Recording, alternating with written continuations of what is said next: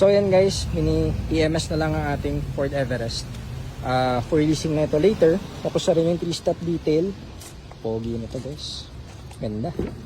Yan, so release tayo ng 2016 Ford Everest titanium, top of the line. Black yung headliners niya, original yan.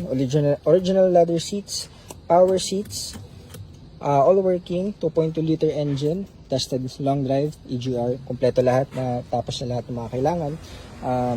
Beige interior, kaya sobrang neat look, neat tingnan. Tapos may pa-bonus na lang na mags, tsaka new tires. Yan, naka all-terrain pa na tires, ganda na to. 2023 manufactured date, so bago pa siya. Yan, so release natin to guys. LED tail lights dahil top of the line yan.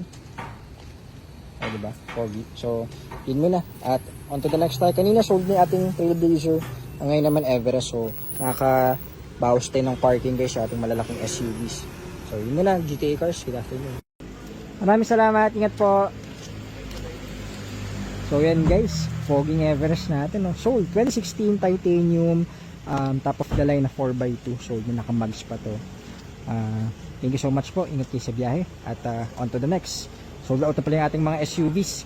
Kanina naman Trailblazer, tapos yung pati Everest sold na rin.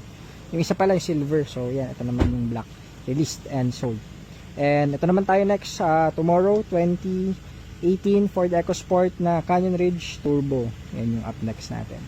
Yan po, GTA Cars.